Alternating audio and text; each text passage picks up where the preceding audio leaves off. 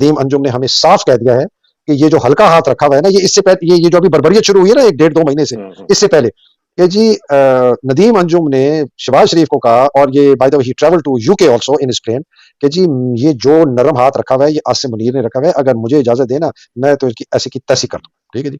उसके बाद ये तबाही और बर्बादी शुरू हुई है, और सारा नजला किस पे बरस रहा है। हालांकि Asim is with him, Asim order देता है, आसिम कहता है ये करो।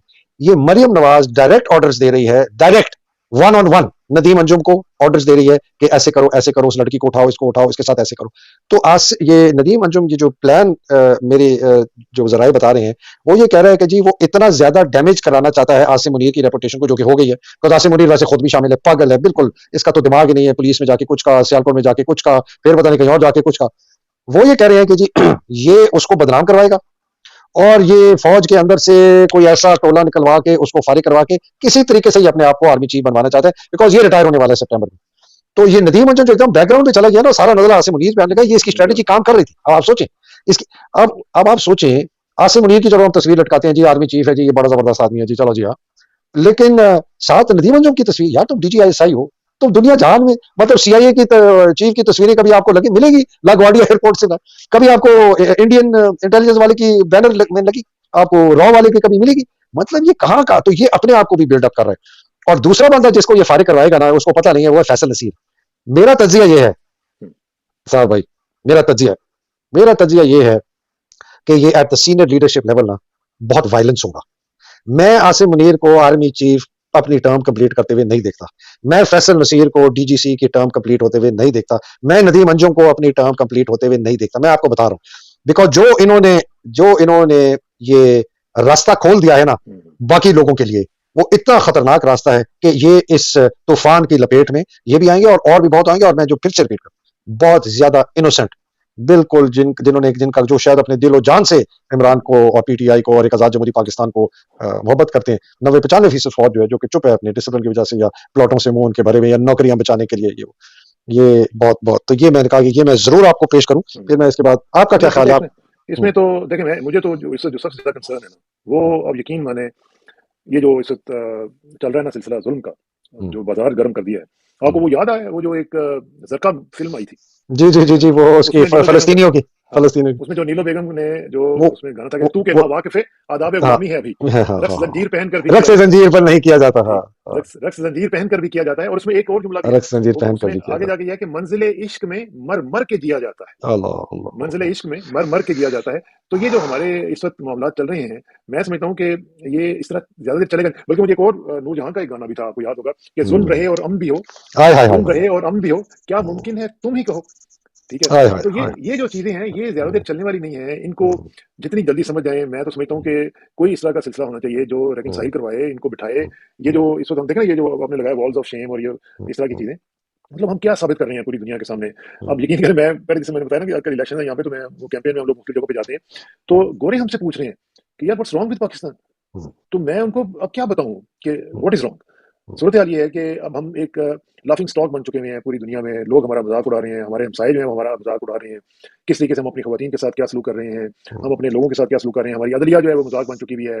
रोज आर्टिकल लिख रहे होते हैं हमारे इंडियन दोस्त हैं कि जी पाकिस्तान के जो सुप्रीम कोर्ट है, पाकिस्तान की जो जुडिशरी है, वो ये कर रही है, वो कर रही है। हमारा एक मजाक बन के रह गया। लेकिन पता नहीं जो हमारे कारपर्दाजान है, उनको इस चीज का एहसास क्यों नहीं होता कि एक चीज इज्जत भी होती है, जिस तरह इंडिविजुअल की एक इज्जत होती है, इस तरह कौमों की भी एक इज्जत होती है। और हमें आपको भी इसका एहसास होता होगा, जब आप बाहर जाते हैं, जब हम यहाँ पे किसी से भी मिलते हैं, तो हमें ये देख रहे हैं कि हम पाकिस्तानी हैं।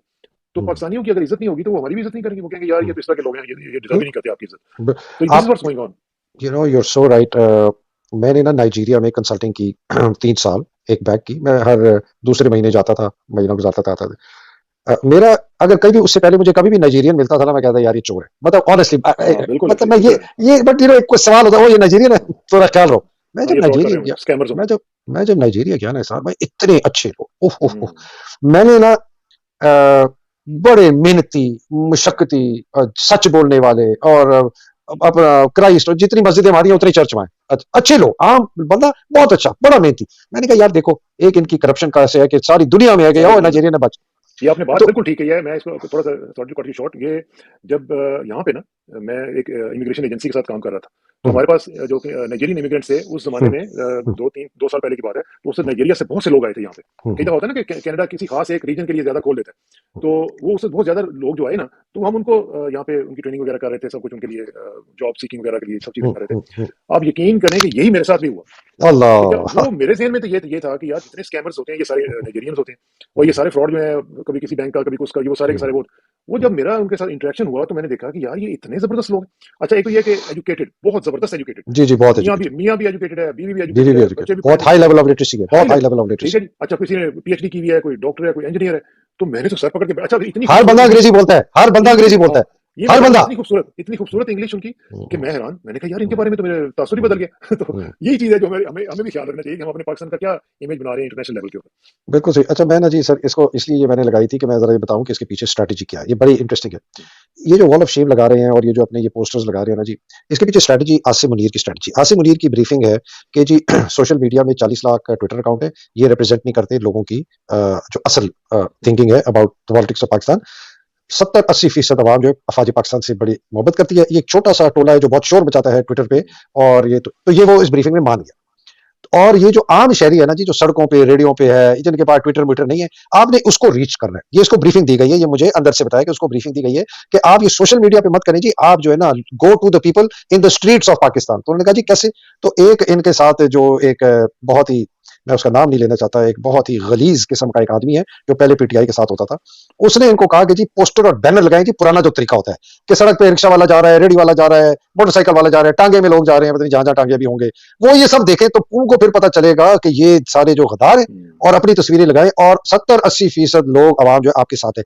तो ये आसिम मुनीर ने इस ब्रीफिंग को बाय करके कि ये सही है, ये बंदा सही कह रहा है, और अब हम ये पोस्टर लगाएंगे तो ये आम आवाम में हमारे लोग इनको गद्दार कहेंगे और हमें जो है ना अपने दिल से लगाएंगे।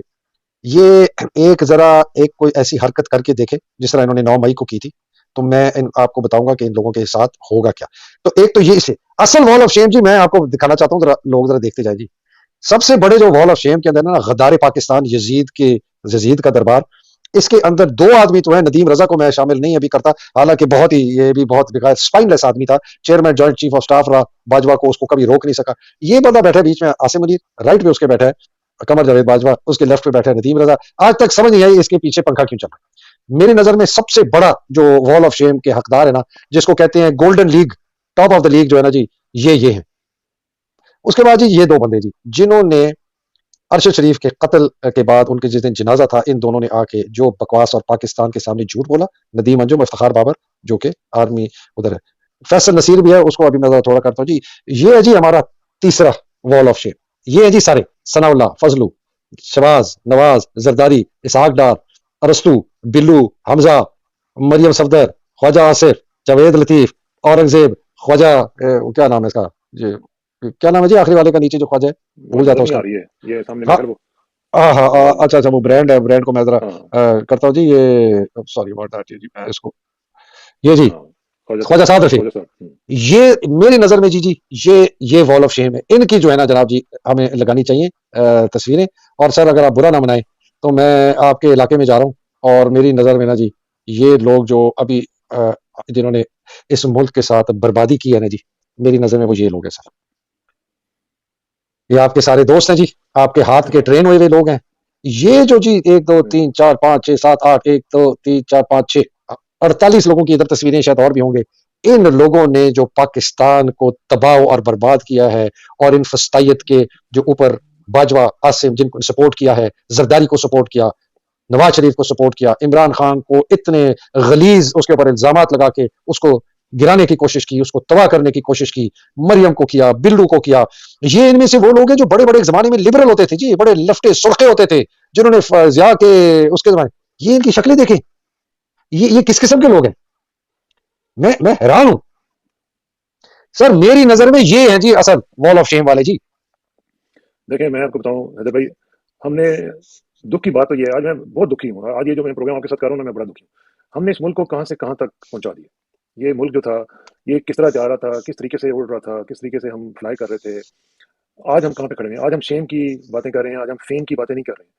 देखिए ना, मसला ये है कि आज हम यहाँ पे क्यों पहुंचे। वो इसलिए कि हम ہم لوگ گم گشتہ راہ ہو چکے ہیں، ہمیں پتہ ہی نہیں ہم نے جانا کدھر ہے، ہماری منزل کدھر ہے، ہم کس لیے بنائے گئے تھے، ہمارا مقصد کیا تھا، کیا ہو گیا.